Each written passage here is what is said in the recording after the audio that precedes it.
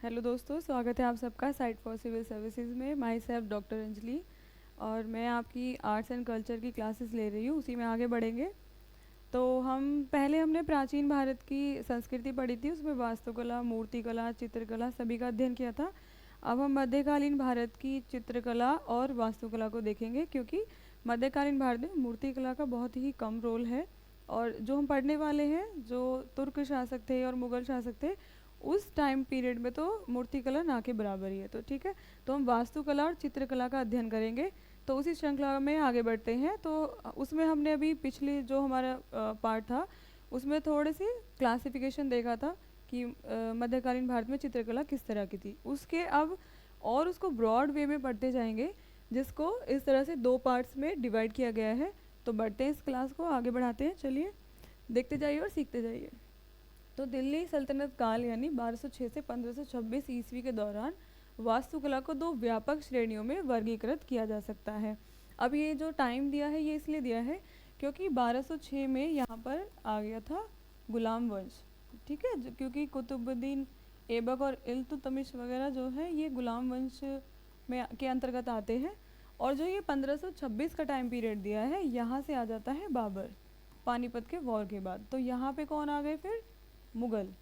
तो इसलिए दो सेक्शंस में बांटा है, मुग़ल काल और जो गुलाम के बाद आएंगे कुछ और प्रांतीय शैलियाँ भी आएंगी, वो वाला पार्ट। तो दो पार्ट में इसको डिवाइड कर दिया है। हालांकि इसको अगर शॉर्टन वे में कहा जाता है तो इलबरी आर्ट्स कह सकते हैं, मामलुक आर्ट्स कह सकते हैं, और दूसरा जो है वो मुग़ल आर्ट्स। तो पहला इसका पॉइंट है कि साम्राज्यिक शैली जो दिल्ली के शासकों द्वारा संरक्षित थी। जैसे कि अब दिल्ली पे गुलाम वंश का शासन है, उसके बाद फिर खिलजियों का आता है, फिर तुगलक, फिर सैयद और लोदी। तो उसके अंतर्गत जो ये दिल्ली के शासकों द्वारा संरक्षित लिखा है, उसके अंतर्गत वो मेन शासक आएंगे जिन्होंने दिल्ली पे और उत्तरी भारत पे जो राज्य किया था। और जो स्थानीय शासक हैं, ये वो हैं जो मालवा, बंगाल, गुजरात जैसे कुछ प्रांतों पे जिनका शासन था, उनकी अपनी शैलियाँ थी। तो ये जो है, ये तो है मेन कैरेक्टर्स और ये है सबसाइडरी कैरेक्टर्स, लेकिन है दोनों ही इम्पॉर्टेंट आर्ट्स के पॉइंट ऑफ व्यू से, आर्ट्स एंड कल्चर के पॉइंट ऑफ व्यू से। तो पहले हम पढ़ेंगे साम्राज्यिक शैली। तो 1191 से लेकर 1557 ईस्वी तक इस अवधि के दौरान शासन करने वाले विभिन्न राजवंशों के अधीन वास्तुकला की साम्राज्यिक शैली का विकास हुआ। इजी वे में इसको समझते हैं। साम्राज्यिक शैली वो शैली है जो गुलाम वंश के अंतर्गत शुरू हुई थी, और फिर जो जिसने भी दिल्ली पे शासन किया था, उन सब की वही शैली रिपीट होगी थोड़े थोड़े बदलावों के साथ। उसके बाद फिर बाद में हम दूसरी प्रांत सरदार या प्रांतीय शासक और स्थानीय शासकों की शैली को पढ़ेंगे।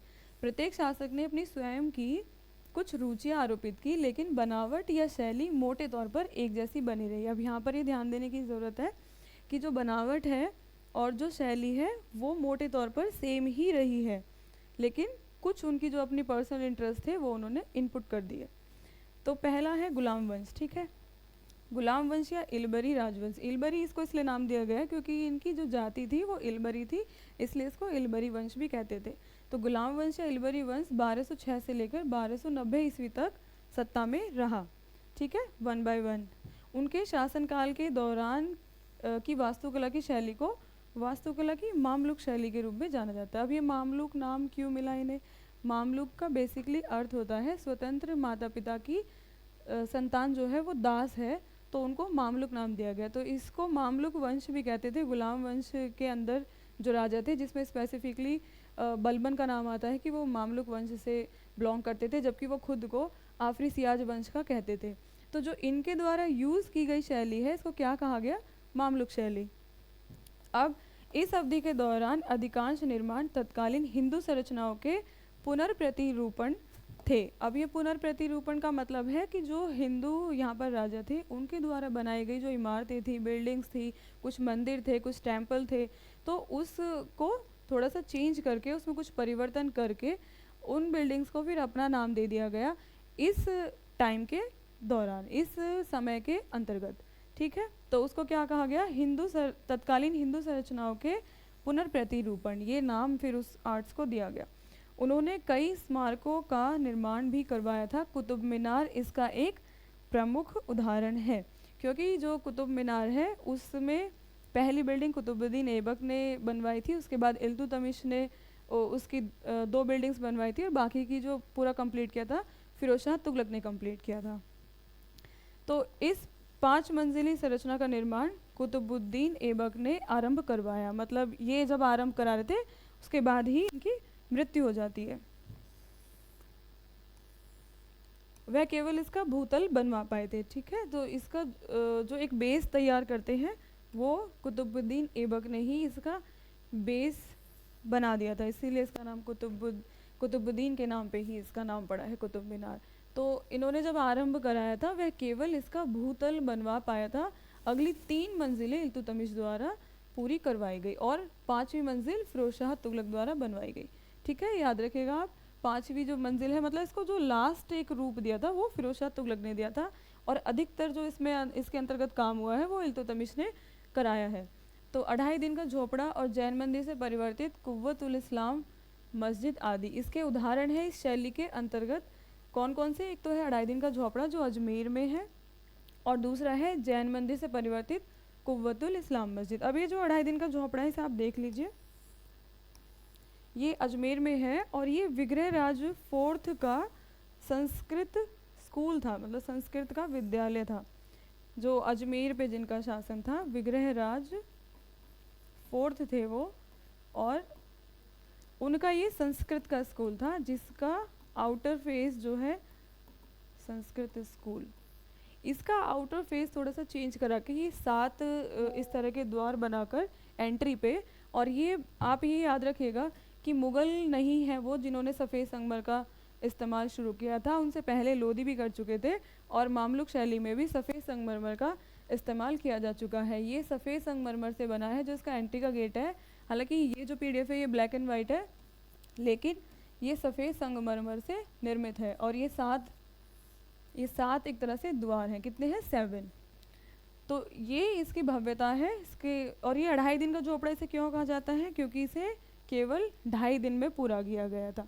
2.5 दिन में कोई चीज़ तभी पूरी की जा सकती है जब वो पहले से ही वहाँ पर कोई चीज़ बनी हुई है, स्ट्रक्चर्ड है ऑलरेडी, और थोड़ा बहुत उसमें चेंज कराकर, जैसे ये इन्होंने चेंज करा के थोड़ा सा यहाँ पे अपना टच दे दिया। तो इसीलिए ये सिर्फ इतना कम जो काम हुआ है उसके कारण इसे 2.5 दिन में तैयार किया गया। और इसको तैयार किसने किया था? इसको ऑर्डर्स जो दिए थे इसके निर्माण के लिए वो अबू बकर को दिए गए थे। तो इसका जो वास्तुकला है वो रेडी किया था अबू बकर ने, ठीक है। आगे बढ़ते हैं।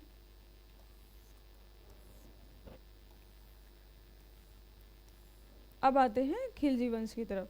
तो देखिए खिलजी वंश ने 1290 ईस्वी से लेकर 1320 ईस्वी तक शासन किया और वास्तुकला की सालजुक शैली की स्थापना की। देखिए वो कौन सी शैली थी? मामलुक शैली। और ये कौन सी शैली है? सालजुक शैली। याद रखिएगा, मामलुक शैली जो इस्तेमाल की गई है वो कुतुबुद्दीन ऐबक और इल्तुतमिश द्वारा इस्तेमाल की गई है और जो सालजुक शैली इस्तेमाल की गई है वो खिलजियों के द्वारा इस्तेमाल की गई है। तो चलिए, इस अवधि के निर्माण की विशेषता लाल बलुआ प्रस्तर का प्रयोग है। अब यहाँ पर कैसा यूज़ हो रहा है? जो पत्थर है वो कैसा यूज़ हो रहा है? लाल बलुआ पत्थर। याद रखिएगा, खैर वहाँ पे लिखा हुआ भी फिर भी एक बार यहाँ आपको रिकॉल कराने के लिए, क्योंकि वहाँ पे उन्होंने सफ़ेद संगमरमर इस्तेमाल किया है, यहाँ पे लाल बलुआ। मेहराबदार शैली ने इसी अवधि से प्रमुखता पाई थी, ठीक है। मेहराब का मतलब आप समझते हैं, जो ये है ना, ये मेहराब कहलाते हैं। इस तरह के डिज़ाइन गेट पे, खिड़की पे, इन्हें मेहराब कहते हैं। सभी निर्माण कार्यों में जोड़ने वाली सामग्री के रूप में गारे का प्रमुखता से उपयोग किया जाने लगा था। अब ये गारा जो है मैंने आपको बताया था सीमेंट, कंक्रीट और कुछ एक इसमें मतलब इसमें 3-4 चीज़ें मिलाते थे। मैं आपको लिख के बता देती हूँ। सीमेंट है, कुछ कंक्रीट है और कुछ इसे चिपकाने के लिए अलग से 2-3 मटेरियल मिला के है। तो ठीक है, ये तो 2-3 चीज़ों को मिला के ये बनाया जाता था जो ये गारा है। इसमें मतलब रेत आप कह सकते हैं एक तरह से, वो जो एक्स्ट्रा मटेरियल है उसको मिलाकर, तो 3-4 चीज़ों को मिलाकर फिर ये गारे का प्रमुखता से उपयोग किया जाने लगा। अब देखिए, अलाउद्दीन खिलजी द्वारा निर्मित अलाई दरवाज़ा और सीरी का किला, ये इसके एग्जाम्पल है। किसके? सालजुक शैली के एग्जाम्पल है। अलाउद्दीन खिलजी द्वारा निर्मित अलाई दरवाज़ा और सीरी का किला। अभी जो कुतुबुद्दीन और अलाई दरवाजा, कुतुब मीनार और अलाई दरवाजा है, इसको देख लेते हैं। ये एक ही परिसर में बने हुए हैं। यहीं पे ही एक मस्जिद बनी हुई है, कुव्वतुल इस्लाम मस्जिद, वो कुतुब मीनार परिसर में ही बनी हुई है। परिसर इसलिए क्योंकि मतलब वो जो एक एरिया है उसको परिसर कहते हैं, उस परिसर में ही हैं ये तीनों चीज़ें। तो ये है अलाई दरवाज़ा, बिल्कुल एंट्री पे ही ये बना है। दरवाजे का मतलब ही उसका एंट्री से है। ये अलाई दरवाज़ा है और ये है कुतुब मीनार, ठीक है। और ये अलाउद्दीन खिलजी का है और ये कुतुबुद्दीन ऐबक।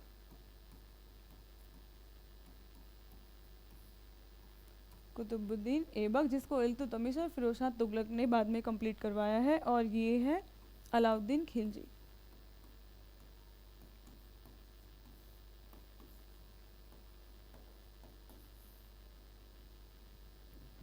चलिए आगे बढ़ते हैं। तुगलक वंश, पहले हमने पढ़ा था इल्बरी वंश को, ठीक है। फिर सालजुक शैली, इल्बरी ने यूज़ जो की है मामलुक शैली, फिर आ गई है खिलजियों की सालजुक शैली। अब हम तुगलक वंश की शैली को पढ़ते हैं। इसके लिए सबसे ज़्यादा जो पॉपुलर चीज़ है वो बैटर है, जो यहाँ पे बट्टार मिस प्रोनाउंस या मिस रिटन कह सकते हैं, मिस रिटन है, उसको बैटर कहा जाता है। ये बैटर क्या होता है इसको आप आराम से समझिएगा, क्योंकि आज भी पूर्वी भारत में ये बैटर पद्धति इस्तेमाल की जाती है। मैं इसको आपको समझाऊंगी ये क्या है। पहले एक इसकी प्रस्तावना देख लेते हैं, इसका इंट्रोडक्शन। तुगलक वंश या दिल्ली सल्तनत काल के दौरान वास्तुकला के लिए संकट काल था। हालांकि फिर भी कुछ निर्माण कार्य किए गए थे जिसमें धूसर बलुआ प्रस्तर का उपयोग किया गया था। अब ये जो इसको कहा गया है कि वास्तुकला के लिए संकट काल था, बेसिकली ऐसा कुछ नहीं है, कोई बहुत उन्होंने कोई बिल्डिंग्स नहीं तोड़वाई हैं, कोई ऐसा काम नहीं किया है। लेकिन जिस तरह से प्रोग्रेस हो रही थी अभी बिल्डिंग्स बनाने की, काम करवाने की, वो थोड़ा यहाँ पर ब्रेक हो जाती है। बाद में मुगलों के टाइम पे फिर से वही जो एक फ्लो, एक दौर चल पड़ा था इमारतें बनवाने का, वो मुगल काल में फिर से उठ जाता है। तो देख लेते हैं क्या है। दूसरा बलुआ प्रस्तर का यूज़ हुआ था। ये क्या होता है? ये होता है ग्रे स्टोन होता है ये, ठीक है। मतलब जो कुछ सलेटी सलेटी जैसा रंग जिसे कह देते हैं वो। इस अवधि के दौरान भवन की मजबूती पर अधिक ध्यान दिया गया, अलंकरण पर कम बल दिया गया। अब आप इसको देखिए, एक संकट काल कहने का एक और रीज़न ये भी है कि मजबूती पे कम ध्यान दिया गया और अलंकरण पे दिया गया है। अलंकरण मतलब उसकी डेकोरेशन, उसकी सुंदरता, उसकी भव्यता। प्रवेश द्वार के डिज़ाइन में मेहराब और सरल दोनों विधियों का संयोजन किया गया था। मेहराब यही है जो मैंने आपको बताया था कि गेट पे ऐसे एंट्री पे इस तरह से जो होता है और उससे थोड़ी सी मजबूती मिलती है। तो तुगलकों ने बैटर जो यूज़ किया है, अब इसको समझते हैं ये क्या है, ठीक है। ये जो बैटर है ये दीवारों को थोड़ा सा ढलान देकर उस पे बनाई गई इमारतों को बैटर पद्धति कहा गया है। तो ढलान देकर उसको, इनका कहना था कि इससे मजबूती मिलती है। जैसे मान लीजिए ये दीवार है, इसको अंदर की तरफ ढलान करके और इसकी सरफेस, ये छत बना दी है, यहाँ पर कोई गुम्मट टाइप कुछ बना लीजिए, मान लीजिए ये डिज़ाइन बना हुआ है यहाँ पे, लेकिन आप देख सकते हैं कि ढलान आपको दिख रहा है अच्छे से। तो इनका कहना था, तुगलक वंश मतलब जो ये शैली यूज़ की जिन्होंने, कि इससे मजबूती मिलेगी। और इसीलिए आज भी पूर्वी भारत में ये इस तरह से बिल्डिंग्स बनाई जाती हैं। और उस टाइम पे भी जो कुछ प्रांतीय राजा थे, उनके एग्जाम्पल्स हम अभी आगे देखेंगे, उन्होंने भी इस बैटर पद्धति का इस्तेमाल किया है। तो it was not that so bad, ये इतनी बुरी नहीं थी, ये एक अच्छी ही आर्ट है, ढलवा दीवारें। तो इसका उदाहरण देख लेते हैं, तुगलकाबाद, जहांपनाह और फिरोज़ाबाद के नगर। अब आते हैं लोधी वंश पे। तुगलक के बाद लोधी।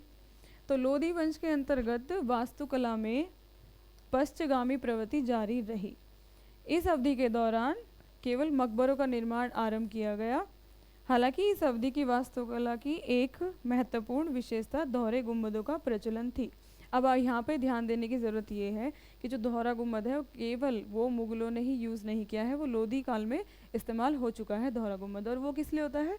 वो भी बिल्डिंग को मजबूती देने के लिए होता है, उसकी डबल सरफेस के लिए। और क्योंकि छतों की बहुत ज़्यादा गहराई हो जाती थी गुंबद से, तो इसलिए थोड़ा सा उसको कम दिखाए जाने के लिए भी डबल डोम का यूज़ किया गया।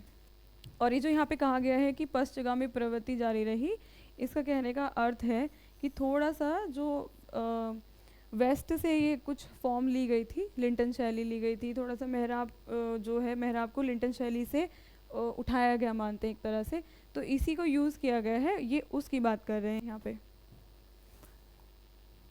शीर्ष गुम्बद के अंदर एक खोखले गुम्बद से मिलकर बना होता है, क्या होता है दोहरा गुम्बद जो होता है वो शीर्ष गुम्बद के अंदर एक खोखले गुम्बद से मिलकर बना होता है। दोहरे गुम्बद का उपयोग करने के कारण देख लीजिए, संरचना को मजबूती देना और गुम्बद की भीतरी ऊंचाई को कम करना, जैसे कि अभी मैंने आपको बताया था। इस चरण के दौरान बनाए गए मकबरे किसी भी भव्य अलंकरण के बिना कठोर और सादे थे। इसकी खासियत है ये कि इस चरण के दौरान बनाए गए मकबरे किसी भी भव्य अलंकरण के बिना कठोर और सादे थे। इन्हें लगभग 15 मीटर के व्यास के साथ अष्टकोणीय आकार में बनाया था और ढलवा बरामदे से सहारा दिया गया था। ढलवा दीवारें, ढलवा बरामदे, वही है ये बैटर पद्धति। अष्टकोण क्या होता है ये आपको पता होगा, ये इस तरह की शेप होती है जो इसमें 8 भाग होते हैं, तो उसको अष्टकोण पद्धति कहते हैं। मे बी मैंने बहुत क्लियर नहीं बनाया है, लेकिन ये अष्टकोण पद्धति यही होती है जिसपे इस तरह की शेप होती है। तो लोधी गार्डन इसका एग्जाम्पल है, सिकंदर लोधी द्वारा स्थापित आगरा नगर। अच्छा, जो आगरा नगर है इसको राजधानी बनाकर वहाँ पर आगरे का लाल किला आगरे का लाल किला बनाया था, और वहाँ पर शाहजहाँ ने बहुत सारे बिल्डिंग्स बनाई थी। तो ये जो मुग़ल हैं, अगर आप देखेंगे नोटिस करेंगे तो ये बहुत ज़्यादा लोधियों से इंस्पायर्ड है। देखिए डबल डोम का भी उन्होंने यूज़ किया है लोधियों की तरह। संगमरमर ऑलरेडी खैर सल्तनत में यूज़ हो चुका है, वो भी उन्होंने वहाँ से इंस्पिरेशन ली है। और थर्ड, क्योंकि इनका लोधियों का जो टारगेट था वो आगरा ही था, उनको लगता था कि वहाँ से बेटर रूल हो पाएगा, ठीक है। तो इन्होंने मुग़लों ने इस आगरा वाले पॉइंट को भी पकड़ा और उसको यूज़ किया।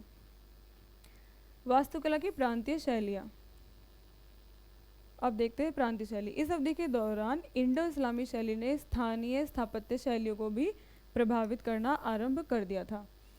इंडो इस्लामी शैली मतलब भारतीय और इस्लाम की मिक्स नाम दिया गया था इंडो इस्लामी शैली। तो इसने स्थानीय स्थापत्य शैली को भी प्रभावित किया। जो स्थानीय राजा थे और जो स्थानीय हमारे क्षेत्र थे, वहाँ पर जो वास्तुकला है उस पर इम्पैक्ट आ चुका है, और वो थोड़ा थोड़ा अब अपने इंफ्रास्ट्रक्चर में चेंज करवाएंगे। बंगाल, बीजापुर, जौनपुर, मांडू वास्तुकला के विकास के महत्वपूर्ण केंद्र बन चुके हैं। देखा जाए तो जैसे मान लीजिए ये है पूर्व, ये है पश्चिम, ये है उत्तर, ये दक्षिण, तो ये पूर्व से लेके दक्षिण और उत्तर से लेके पूर्व और दक्षिण के जो क्षेत्र हैं इसको इन्होंने कवर कर लिया है इस आर्ट ने। हाँ, ये थोड़ा सा अछूता है अभी। तो बंगाल शैली देखते हैं सबसे पहले। वास्तुकला की बंगाल शैली की विशेषता ईंटों और काले संगमरमर का प्रयोग थी। इस अवधि के दौरान बने मस्जिदों में ढलवा बंगला छतों का उपयोग जारी रहा। मैंने बताया ना आपको कि बंगाल में यानी पूर्वी भारत में आज भी ढलवा छतें, ढलवा दीवारें बनाने का ट्रेंड है, और ये इसी वजह से क्योंकि वहाँ के स्थानीय राजाओं ने उसको अडॉप्ट कर लिया था। अगर वो अडॉप्ट नहीं करते उस बैटर पद्धति को तो शायद उतना वो ट्रेंड में नहीं होती। पहले इसका मंदिरों के लिए उपयोग किया जाता था, बाद में बिल्डिंग्स बनाने के लिए भी किया गया। तो गौड़ की कदम रसूल मस्जिद और पांडुआ की अदीना मस्जिद आदि, आप इसका एग्जाम्पल देख लीजिए। कदम रसूल मस्जिद है गौड़ यानी बंगाल। तो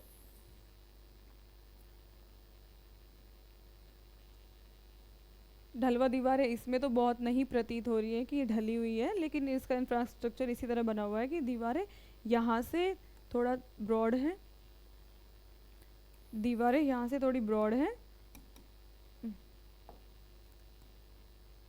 थोड़ा सा एरर हो गया है, माफ़ी चाहूँगी मैं। देखिए अब शुरू करते हैं।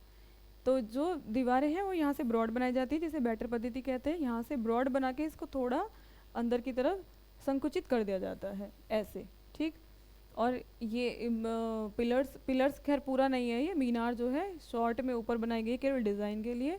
ये है डोम, और ये भी दूसरी मीनार ही है, और डिज़ाइन आप देख सकते हैं यहाँ पे मेहराब भी है। तो सारा जो इंडो इस्लामिक स्ट्रक्चर है तो वही, थोड़े थोड़े चेंजेस स्थानीय राजाओं ने अपने करवा दिए उनकी बेटर लुक के लिए और अपने पर्सनल इंटरेस्ट के लिए। मालवा शैली पे आ जाते हैं। मालवा के पठार में स्थित धार और मांडू के नगर, ये जो बात की जा रही है आप इसको मान के चलिए कि एमपी के जो क्षेत्र हैं उसकी बात की जा रही है। धार और मांडू के जो नगर हैं वास्तुकला के प्रमुख स्थल बन गए थे। यहाँ के भवनों की सबसे प्रमुख विशेषता है विभिन्न रंगों के प्रस्तरों और संगमरमरों का प्रयोग। तो देखिए पहले जो था सबसे पहले यूज़ हुआ था सफ़ेद संगमरमर, फिर इन्होंने यूज़ किया लाल बलुआ पत्थर, फिर यूज़ किया है ग्रे सैंडस्टोन, और उसके बाद अब यूज़ कर रहे हैं बहुत सारे रंग, बहुत सारे कलरफुल प्रस्तर और संगमरमर। भवनों में विशालकाय खिड़कियाँ लगी थी जो शायद यूरोपीय प्रभाव का परिणाम थी। देखो जो डेकोरेशन है, डेकोरेशन इंडिया में फूल पत्तियों से बहुत की जाती थी, मानव आकृतियाँ भी बनाई जाती थी, पशु पक्षियों के चित्र बनाए जाते थे। फिर उस पर जालीदार जो काम हुआ है वो इस्लामिक शैली हो गई। जो जालियाँ बनाई, जैसे मान लीजिए ये विंडो है, तो विंडो पे जो जालियाँ ऐसे बनी होती थी ये इस्लामिक शैली थी। दूसरा उस जो कुछ फूल पत्तियाँ बनाई गई, पित्रादुरा आर्ट आई और उसमें कलरफुल स्टोन्स का यूज़ किया जाने लगा। मान लीजिए ये फ्लावर है, ये कोई बेल जा रही है, तो इसमें भारतीय कला में इसमें रंगों का इस्तेमाल होता था। और बाद में जब इस्लामिक शैली का प्रभाव आया तो इनमें छोटे छोटे कलरफुल स्टोन्स का यूज़ होने लगा, रत्नों का यूज़ होने लगा, तो वो थी फिर पित्रादुरा। तो ऐसे ही कोई चीज़ बेहतर बनती है, जब दो तीन चीज़ें मिक्स हो जाती हैं तो एक बेस्ट वर्जन निकलता है। तो ये जो इंडो इस्लामिक शैली है ये दोनों की खासियत को, खूबियों को मिला के बनी है। अब उस पर इम्पैक्ट जो है यूरोपीय प्रभाव का वो कैसे है, क्योंकि जो ये गेट और विंडो के डिज़ाइन से लिए गए हैं, लिंटन शैली से लिए गए हैं, और उनके ऊपर जो डिज़ाइन बने होते थे, जो सजाया जाता था, और डेकोरेशन पे जो बहुत ज़्यादा ध्यान दिया गया है, लेकिन उसकी भव्यता के साथ साथ उसकी एक एलिगेंस जो बनी रहे, शानदार जो दिखे, उसके साथ साथ बिल्डिंग्स को बनाने का काम जो है वो यूरोपीय प्रभाव है पूरी तरह से। और ये मेहराब एवं स्तंभों के शैलीकृत प्रयोग से अलंकृत थे। ठीक है, यहाँ तक कि सीढ़ियों का उपयोग भी निर्माण का सौंदर्य बोध बढ़ाने के लिए किया गया।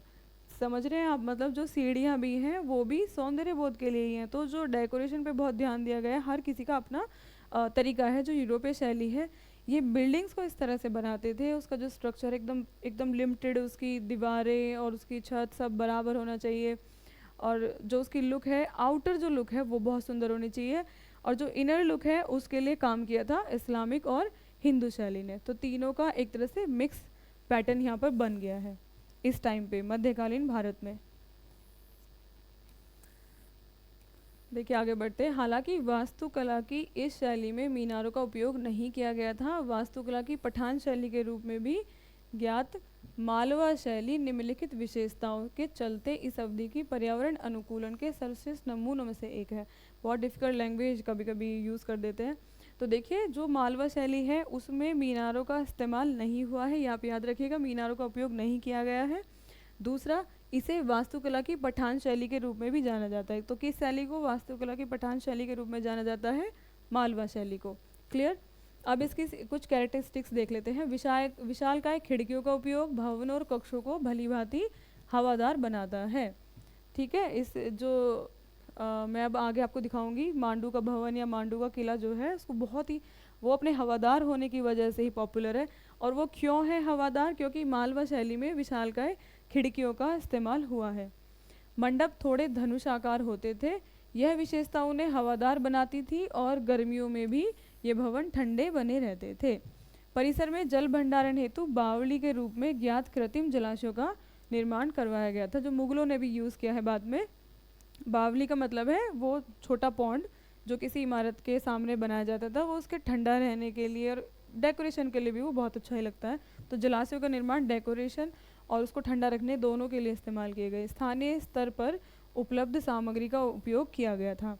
तुगलकों द्वारा प्रचलित बैटर प्रणाली को, ये बट्टार कह रहे हैं यहाँ पे, ठीक है, बैटर प्रणाली बोलते हैं उसे, ढलवा दीवारें जो है, बैटर प्रणाली का उपयोग करके भवनों को मजबूत बनाया गया था।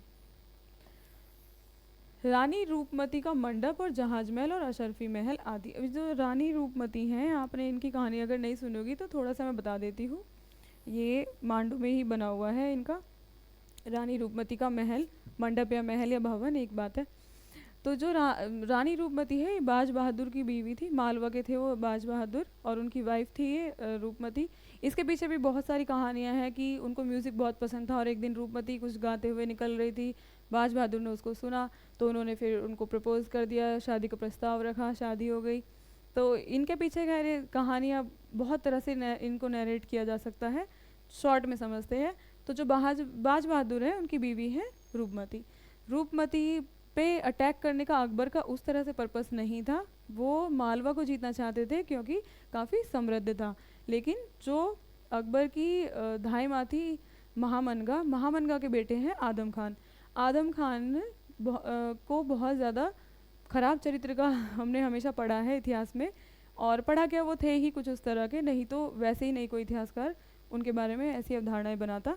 आदम खान रूपमती को पाना चाहते हैं तो वो अकबर को और ज़्यादा लालयित करते हैं मालवा को जीतने के लिए। तो जब अकबर इन पर अटैक करते हैं तो वो उनको बंदी बना लेता है आदम खान, ठीक है, उसके ही नेतृत्व में फिर ये युद्ध होता है। और जब बंदी बना लेते हैं तो उसके बाद रानी जो रूपमती है वो जौहर कर लेती है, वो जहर खा के मर जाती है, जलती नहीं है, जहर खा के मर जाती है, अपने प्राणों का बलिदान कर देती है। बाद में बाज बहादुर को छोड़ दिया गया था, लेकिन फिर वो भी ज़्यादा दिन जीवित नहीं रहे। उनको भी मरने के बाद यहीं पे जहाँ पे रूपमती को दफन किया गया था, दोनों की एक साथ ही उज्जैन में इनकी दोनों की एक साथ फिर केव बना दी गई थी, कब्र बना दी गई थी, मैंने गलत बोल दिया, सॉरी। तो इनकी कब्र बना दी गई थी रानी रूपमती का, उसे ग्रेव बोलते हैं। जहाज महल और अशरफी महल आदि। बाएं से रानी रूपमती का मंडप ही मतलब ये हो गया, ठीक है, और हिंडोला महल, मांडू, सब एमपी में ही है ये। अब जौनपुर शैली पे आते हैं। शर्की शासकों के संरक्षण में जौनपुर कला और सांस्कृतिक गतिविधियों का महान केंद्र बन गया था। वास्तुकला की इस शैली को शर्की शैली के रूप में भी जाना जाने लगा था और पठान शैली की भांति इसमें भी मीनारों के उपयोग से बचा गया था। तो जो जौनपुर है इसमें भी पिलर्स, इसमें मीनारों का यूज़ नहीं हुआ है। और ये यहाँ के भवनों की एक अनूठी विशेषता है कि यहाँ पर प्रार्थना हॉल के केंद्र हैं और बगल के खंडों में विशाल स्क्रीनों पर चित्रित मोटे और सशक्त अक्षरों का उपयोग है। तो जो ये मतलब मोटे और सशक्त, तो खैर आप समझ ही गए होंगे कि बड़े और चौड़े जो अक्षर हैं उनका इस्तेमाल किया गया है। ये यहाँ पर इन्होंने कुछ जैसे शिलालेख पे उत्कीर्ण करवा देते हैं, कुछ इस टाइप से यहाँ पर लिखवाया गया है। और ये है जौनपुर की अटाला मस्जिद। ये यहाँ पे शर्कियों का राज था। अगर क्वेश्चन बनता है कि जौनपुर में किसका शासन था तो वो शर्कियों का था, इसीलिए इसको यहाँ पर शर्की शैली कहा गया है। बीजापुर, अब ये आ जाइए बीजापुर पे। आदिल शाह के संरक्षण के अंतर्गत बीजापुर शैली, या ये किसके अंतर्गत है, नाम याद रखिएगा, आदिल शाह के संरक्षण के अंतर्गत बीजापुर शैली या वास्तुकला की दक्कन शैली का विकास हुआ। उसने अनेक मस्जिदों, मकबरों और महलों का निर्माण करवाया था। इसका अनूठापन 3 मेहराबों वाले अग्रभाग और बल्बनुमा गुम्बदों का उपयोग था। देखिए जब मुग़ल आते हैं तो उन्होंने 4-4 मेहराब भी बनवाए हैं। जैसे जो एंट्री है, अगर आप देखेंगे आगरे के किले को कभी आपने देखा हो तो जैसे ये एंट्री है तो यहाँ पर 4-4 इस तरह से मेहराब बनवाए गए थे। अभी तक यहाँ पे इन्होंने 3 के इस्तेमाल की बात की है, 4 की नहीं की है। तो 3 मेहराबों वाले अग्रभाग किस में यूज़ हुए हैं, बीजापुर शैली में। ये सभी लगभग गोलाकार और संकरी गर्दन वाले थे। उसने कार्निस का उपयोग भी प्रचलित किया। किसकी बात हो रही है, उसने मतलब आदिल शाह ने। बीजापुर शैली की एक प्रमुख विशेषता इसकी छतों का व्यवहार था। छतें किसी भी स्पष्ट सहारे के बिना टिकी थी। याद रखिएगा, छतों को कोई बहुत स्पेसिफिक सपोर्ट नहीं है। लोहे के क्लैंपों और गारे के मजबूत प्लास्टर का उपयोग भवनों को मजबूती देने के लिए किया गया था। ये हर एक क्षेत्र की, हर एक बिल्डिंग की अपनी कुछ ना कुछ क्वालिटी है जो हमें आश्चर्यचकित करती है कि क्या ऐसे पॉसिबल है ऐसे बिल्डिंग्स बनाना। दीवारें समृद्ध नक्काशियों से अलंकृत थी। और नक्काशी का मतलब आपको पता ही होगा, दीवारों पर जो नक्काशी बनाकर उसको बहुत ज़्यादा डेकोरेट कर दिया जाता है, उसे कहते हैं नक्काशियों से अलंकृत। तो अब इसका एग्जाम्पल है बीजापुर में गोल गुम्बद, जो और दूसरा आदिल शाह का मकबरा। अब आप इसको अगर सर्च करके देखेंगे तो ये बहुत सुंदर बना हुआ है बीजापुर का गोल गुम्बद। गोल मतलब देख सकते हैं यहाँ पे भी एक गोल स्ट्रक्चर है, ये भी और ये भी। और इसकी जो दीवारें हैं, फ़ोटो में तो मुझे देख के ऐसे लग रहा है कि इसमें भी थोड़ा सा बैटर पद्धति का इस्तेमाल किया गया है, लेकिन इसमें कोई पर्टिकुलर ऐसा रिटन में नहीं है। तो आपको अभी आई होप कि आपको समझ में आ गया होगा जो भी मैंने पढ़ाया है अभी तक। बाद में हम कल पढ़ेंगे मुग़ल वास्तुकला को। तो स्टे ट्यून्ड और स्टे फोकस्ड, आप पढ़ते रहिए। आर्ट्स एंड कल्चर भी पढ़ लीजिए, और जो भी हमारे यूपीएससी की और अदर स्टेट सिविल सर्विसेज की प्रिपरेशन हम करा रहे हैं और भी बहुत सारी क्लासेस हैं, पॉलिटी की और ज्योग्राफी की बहुत सारी अपलोड की गई है, उन्हें भी आप देखते रहिए, सपोर्ट कीजिए। मिलते हैं नेक्स्ट क्लास में। Bye bye, take care.